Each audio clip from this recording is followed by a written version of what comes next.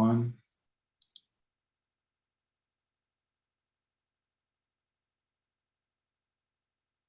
Good afternoon, everybody. I think we'll just give people a few more minutes to join and then we'll go ahead and get started. But welcome to another Cassandra.Lunch. Thanks for joining.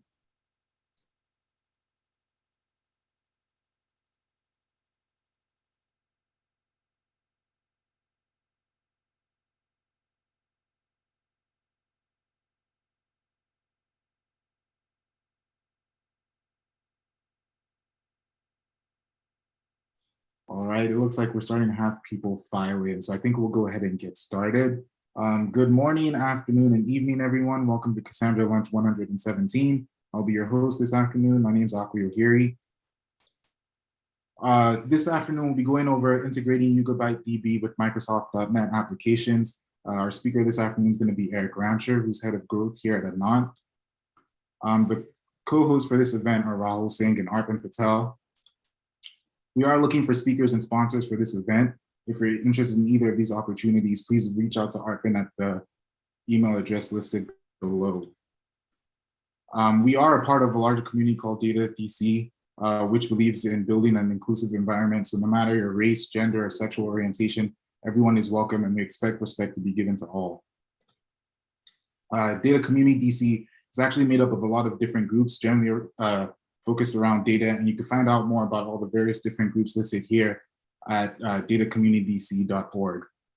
What do we cover here? At Cassandra.Lunch, we cover everything related to Apache Cassandra and the relating technologies. You can say Cassandra is our bread and butter.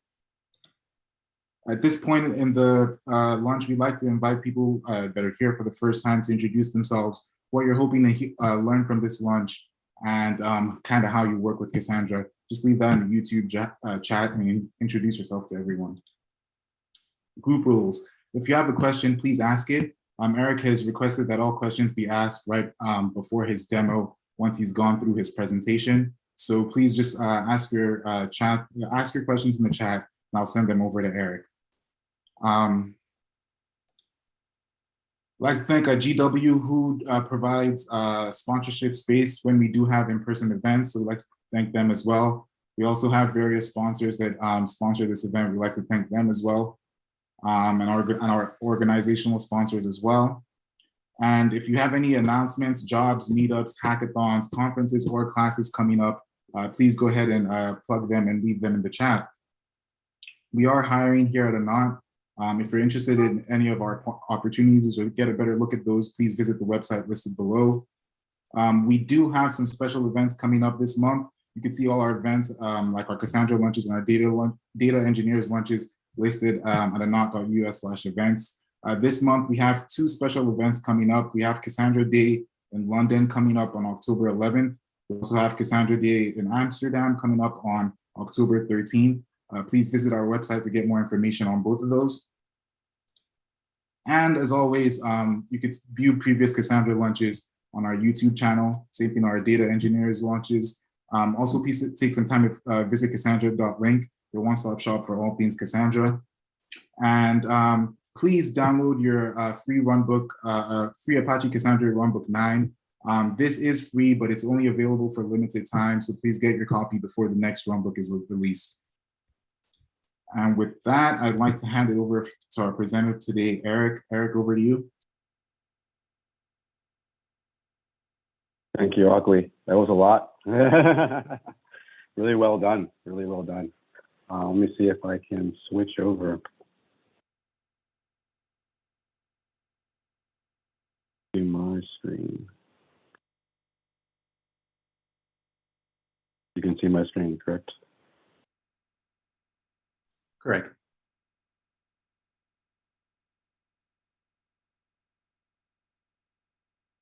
So yes, thank you and welcome. Please like, subscribe, tell your friends about Cassandra.Lunch. We do this every single week on Thursdays. I am more to the Microsoft.NET crowd, so I like to basically do our Microsoft.NET slices with fast data. So today, we'll be covering one of our partners, YugaByte, and integrating YugaByte into your Microsoft applications. Why would you do such a thing? How can you do that? And how fastly you can get that up and running. So just to get started, like who I am, I started with .NET in 2003. I co-founded a Anant corporation with Rahul Singh, which is like a hoster of this Cassandra.Lunch event and multiple other events in DC back in 2008. And I'm also a two-time Sitecore MVP, which is in the .NET stack, mostly dealing with customer experience, right? So my background was a traditional .NET background that really didn't deal with too much fast data, didn't really deal with global data, just dealt with mostly SQL and relational data, right? So basically low transactional, even though large applications, but they didn't give that many transactions per second, right? The agenda today we're going to learn is what is YugaByte, basically just a little brief of what is YugaByte in general. How can YugaByte help your .NET applications that you already have running? YugaByte basically versus the competition. Getting started with .NET development, YugaByte, like how quickly you can get started and what do you need, and then a proof of concept, real world example using .NET. And then I have some resources that we'll post in the description of this video at the end. So what is YugaByte? PlanetScale DB. YugaByteDB is a high performance distributed SQL database for powering global internet scale applications. So they think in global terms and planet scale terms. So if you have to run an application, even if it's not planet scale, but if you have to run any application, they can do it. But especially if you have to run an application that is global, right? They specialize in that. They built it using a unique combination of high performance document store and per shard distributed consensus replication and multi-shard asset transactions. So basically they give you the best of both worlds, right? Because they do document store in their own way, in their own architecture, but they give you the ability to do asset transactions or no asset transactions, depending on which database you're using. And I'll get to that in the next point. YugaByteDB serves both scale relational database management systems and internet scale OLTP NoSQL workloads with low query latency, extreme resilience against failures, and global data distribution. So basically what this says is that YugaByte offers you the ability to have relational SQL. So you can have relational SQL database as traditional databases such as SQL Server or PostgreSQL or Oracle SQL. You can do that, or you can use the NoSQL Cassandra API. So you have a choice between two. You don't have to think with your application, well, I'm going to make an application. Am I going to choose SQL Server? Am I going to choose PostgreSQL? Am I going to choose Cassandra? Am I going to choose YugaByte? Am I going to choose this? You can just choose one database and it has both options inside of the database. You don't have to maintain two different databases, right?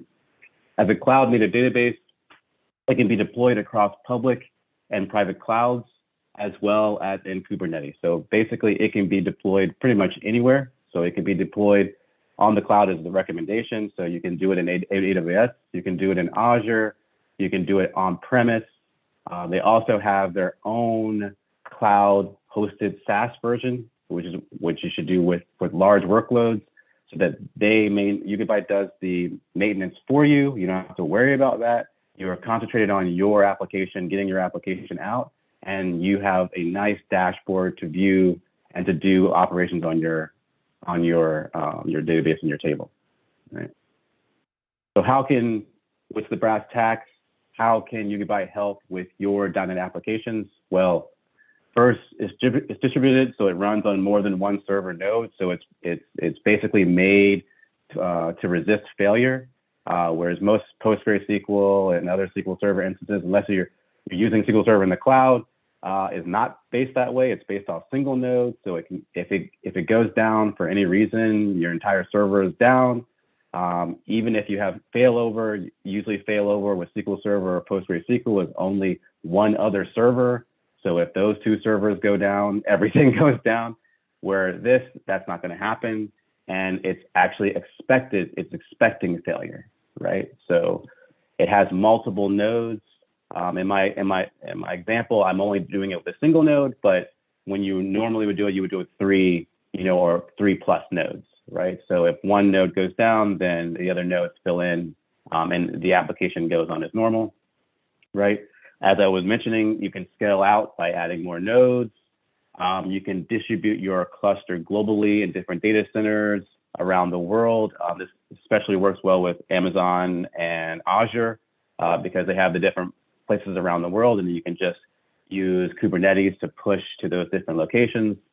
It provides the biggest value is that it provides Postgre API that can fully replace your current Postgre installation. So if you have a SQL relational database management based application, especially if you have that application running Postgre, you can completely switch out that Postgre database and use YugaByte as a better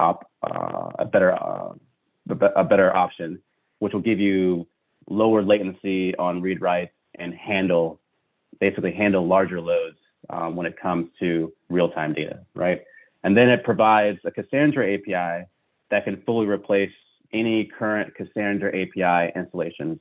I went to a conference and I heard customer after customer tell me that basically they just fully swapped in YugaByte for their Cassandra. All they had to do was basically load in their Cassandra schemas into using the Cassandra API on YugaByte and then pull in their data. And then they could just use the YugaByte URL address instead of the Cassandra URL address inside their applications, and their application did not know the difference, right?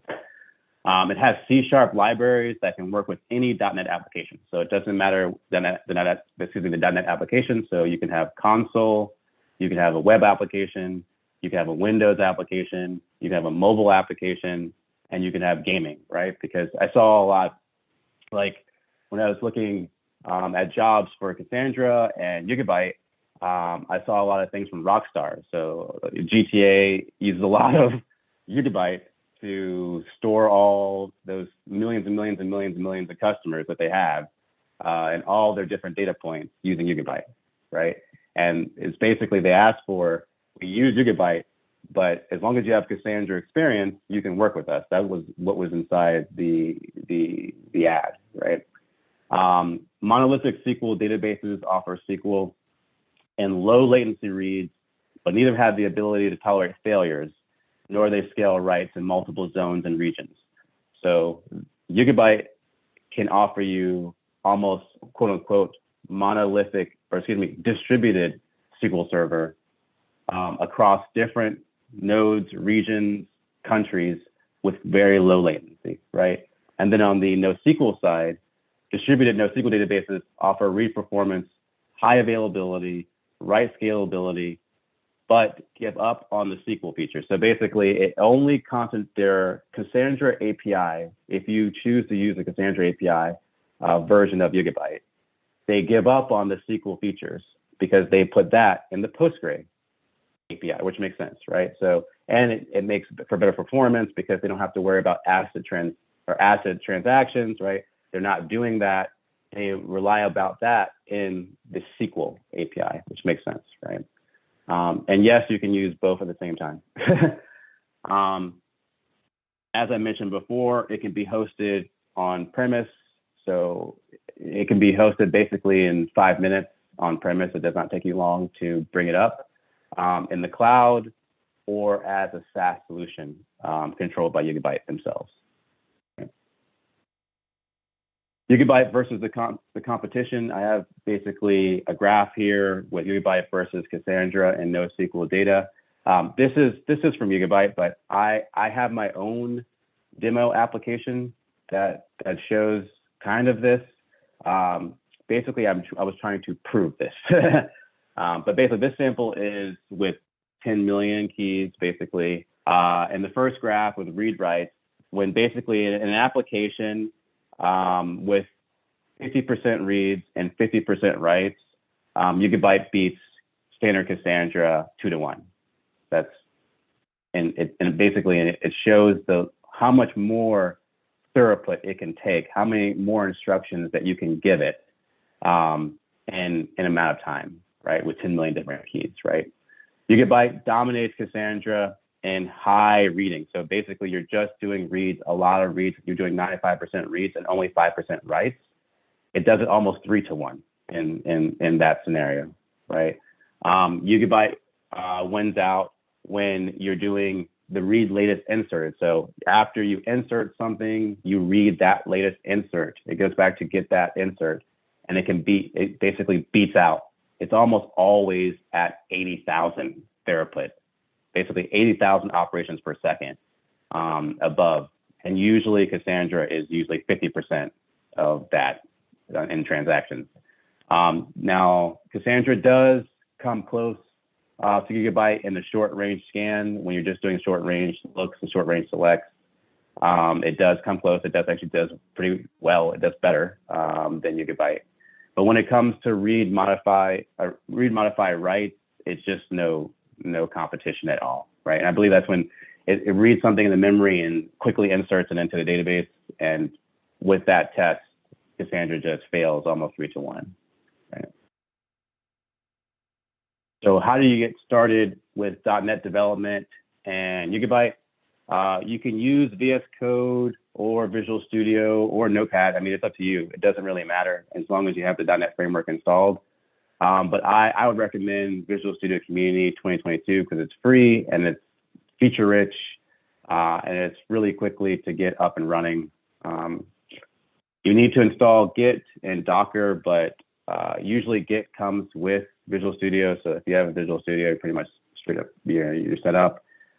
Docker, you have to basically install Docker and understand Docker.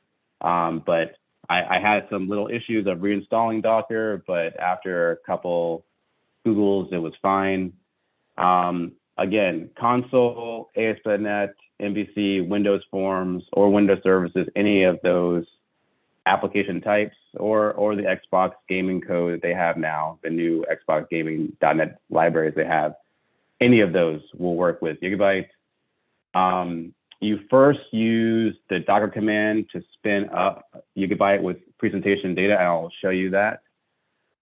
You run the git clone command to pull in their sample app, which you can then manipulate to do anything you want, right? It has the base functions, the base static functions for you. And then I basically manipulated it to do 10,000 operations, basically. So you can kind of manipulate it to do what you want in your application, right? The default user and password for a standard Docker up of YugaByte is YugaByte. So it's really, really easy to remember. Of course, you would change this once you have this up in your environments of test and production, but just to get going, they make it really simple. You would run this command first here at the bottom, Docker run d/name YugaByte. That will pull up YugaByte and it will have a persistent volume. So when you pull down, if you Docker down the environment and then you pull it back up at some other point, it will still have the same data, basically. And then I have also the git clone of the exact git clone command that you do in PowerShell to pull the sample C# app, right? And then this, Akli, I think is when any questions that you see, because I cannot see the chat. Sure. So we actually had a question come in from the meetup, and I'll share that in the chat as well. But the first one is, how different is it to use .NET with YugaByteDB's CQL layer than Cassandra? Can you repeat? Sure.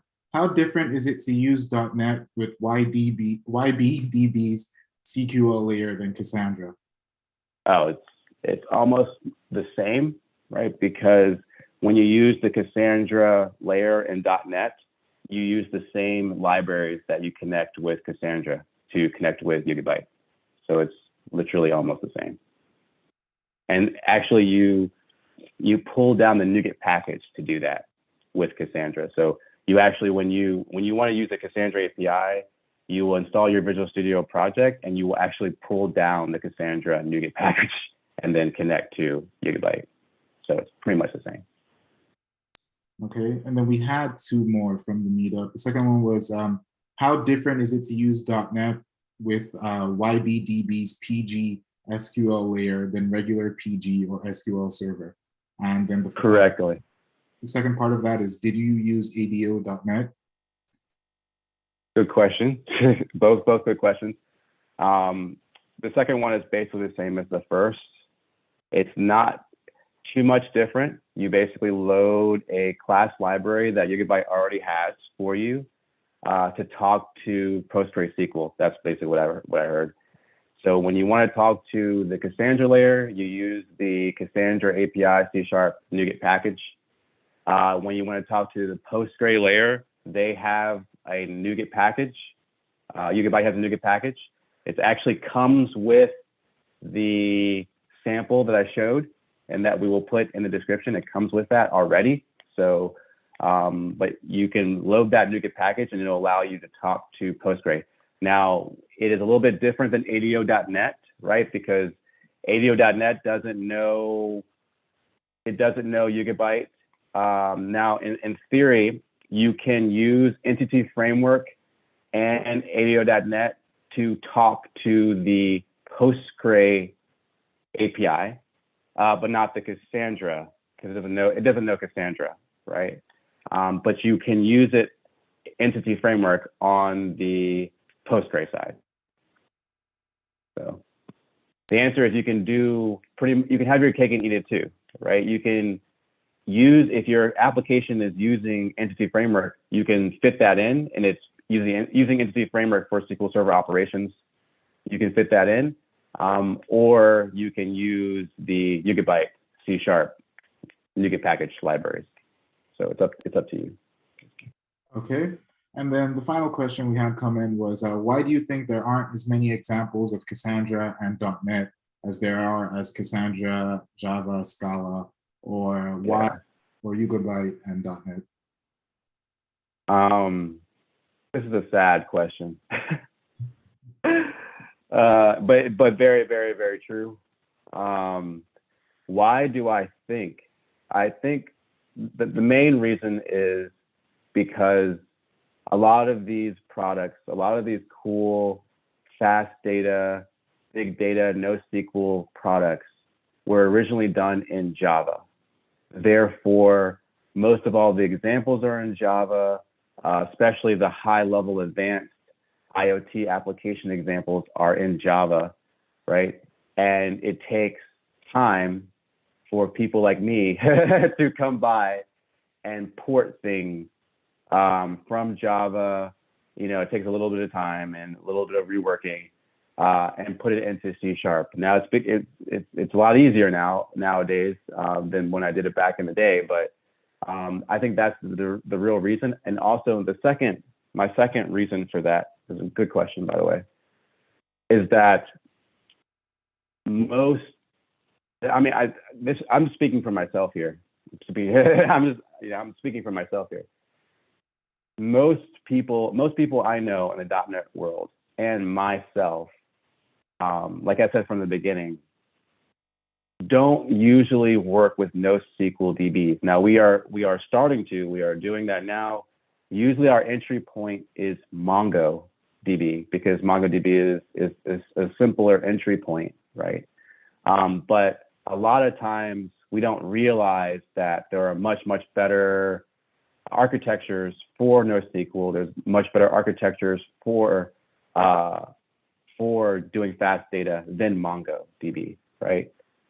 So usually what happens is if you have to do a NoSQL operation, you go to MongoDB, you install MongoDB, you get all the connectors, you do what you have to do, and that's it. And you stop right there. And you never go to Cassandra or YugaByte. You never go to those offerings. And since we never go to those offerings, there are no examples. There are no, now to be fair, YugaByte has, like what's on the screen, they're doing this pretty well, right?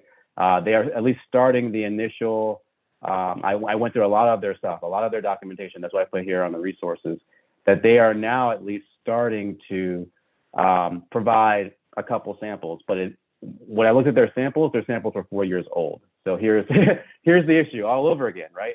The Java examples are 1 year old or 6 months years old, but the C# example is 4 years old, right? So I think, again, I think it'll get better once .NETers realize that they need fast data and that there are more options open to them. Then they will have, you know what I mean? They will have to create examples or port examples over as needs come in.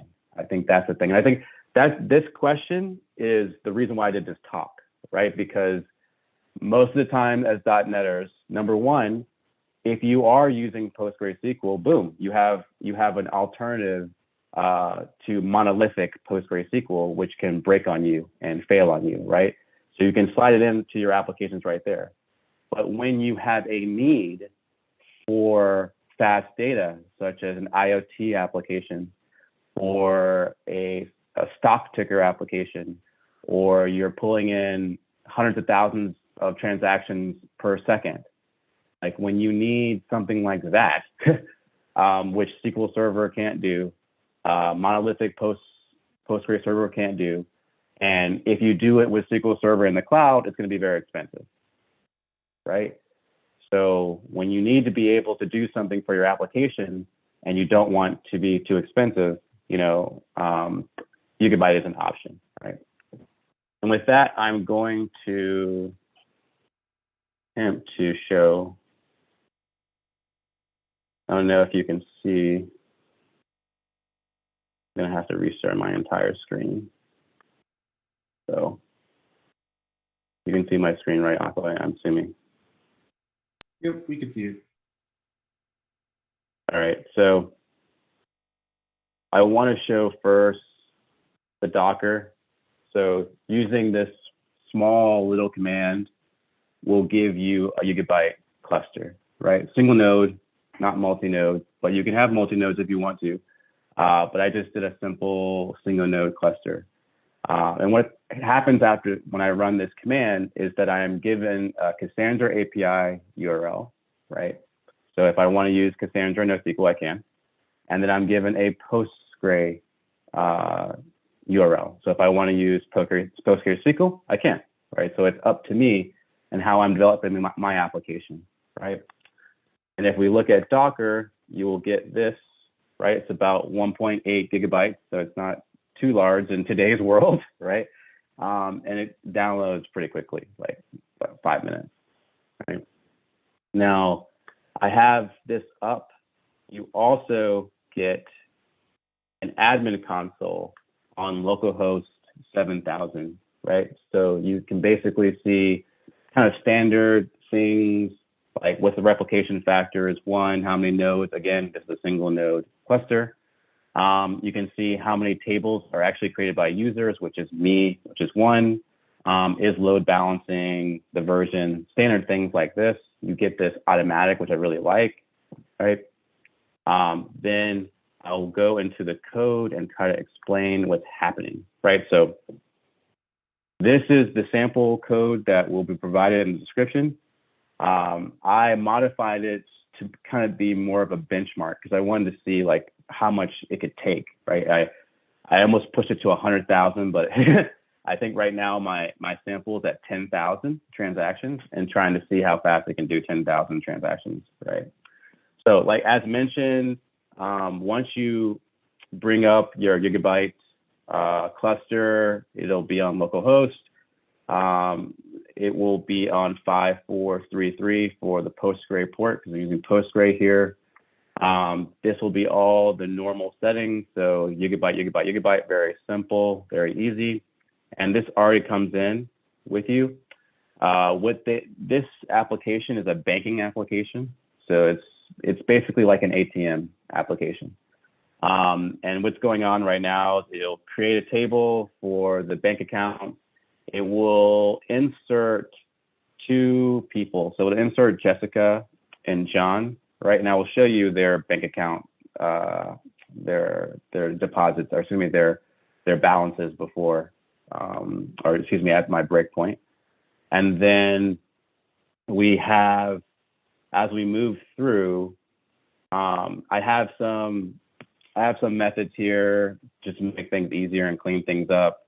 So I can select accounts, select whatever account that I want. I can transfer money, and this is the main method. I'm transferring money between accounts, right? And you'll see at the end, right? And it'll say transferred. It'll tell you exactly how it was transferred. So the main thread here, which calls all those different methods, right? It is doing it 10,000 times, right? And I can see the benchmark in debug of how long it takes, right? So we're going to run it. Let's see here.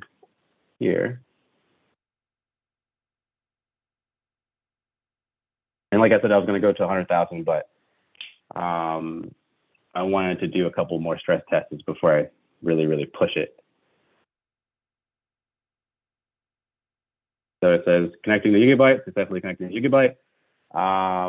And then we have the DB Beaver, famous DB Beaver application, which allows me to do maintenance, kind of like SQL Server Management Studio, but it can connect to pretty much any database, which is really awesome. And I can view into this table, right? And it says that Jessica has $100,000 in her bank account, and John has $90,000 in his bank account, right? And then I will continue and now it's going to basically transfer $8 10,000 times, right? And on the right side, if you see here on the right side, you can see how long it's taken to do that, right? So far it's been 22 seconds. And I think the last time I ran the test, it was like a minute, maybe 30 seconds, maybe. But it just shows you the power of how many transactions. And what's crazy is these are not even inserts that would be even faster. These are updates, right? So I'm telling it to do updates, and that is usually a select and all this stuff, and it has to look for the account, and then it has to update it, right? So, but I'm still giving it insane throughput at 10,000, and it can do it. It can handle it, no problem, right? And this is only on a single node cluster, right? If it was multi-node, this wouldn't be even an issue, right? So 1 minute and 16 seconds. See if it beats its record. Do 1 minute and 30 seconds. See what it does. 128, 129, 130, 136, 139. See how long it takes. So yeah, I modified, just to let you know, this is not the sample code that comes with YugaByte. They gave me the base example inside their GitHub, but I may release mine. I made a couple of changes in mine. I also, I updated some of the things because their code is a little bit old. And I also made it so it's more of a benchmark test. It's not just a, kind of like a hello world thing. It is more of a, how much stuff can I throw at this? How long can it take? And then you can simply modify what's the payload, like what kind of payload that you can give it, right? So what's cool is that it doesn't matter the cluster size and things like that. You can just point it to the cluster and then run this command on it. So still going, 2 minutes and 43 seconds, 45 seconds. So we'll see if it actually goes to 3 minutes. Now, this could be because I'm running Zoom. We're running Zoom and live streaming. So I guess, and Docker and a whole bunch, and Visual Studio all on one box. I'm assuming if I had it on, when I did not have all that stuff on, it was in 1 minute. So, but let me see and look at dbbeaver while it's doing that and get a account live update here.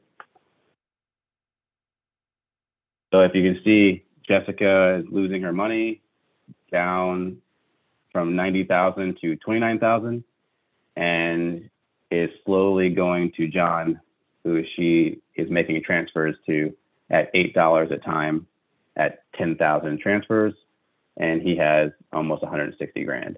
So, and it's done. So it tells you at the end there that it transferred.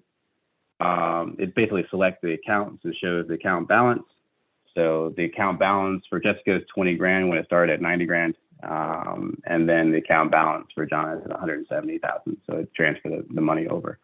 So basically it did it in 3 minutes or so, 10,000 transactions of updates in about 3 minutes, and probably affected by Zoom. But it just goes to show you, like, if you did something like that with SQL Server, it would pause your entire application. Your application would pause, and because it wouldn't be able to accept read writes from other things, whereas YugaByte would do low latency with that, and is trained to understand when a high load comes and goes back and forth, right?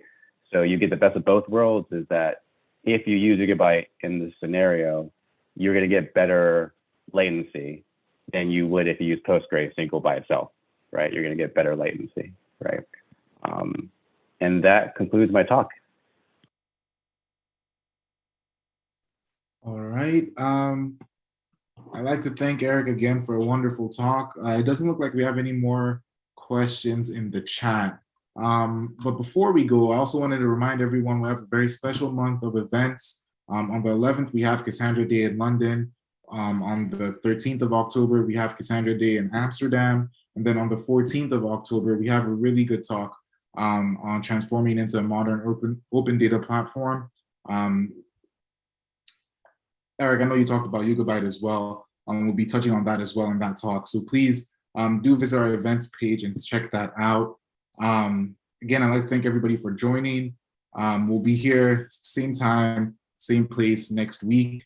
Please download Apache Cassandra Runbook if you haven't already. Subscribe to the YouTube channel and like the video. Thanks everyone, and we'll see you next week. Take care.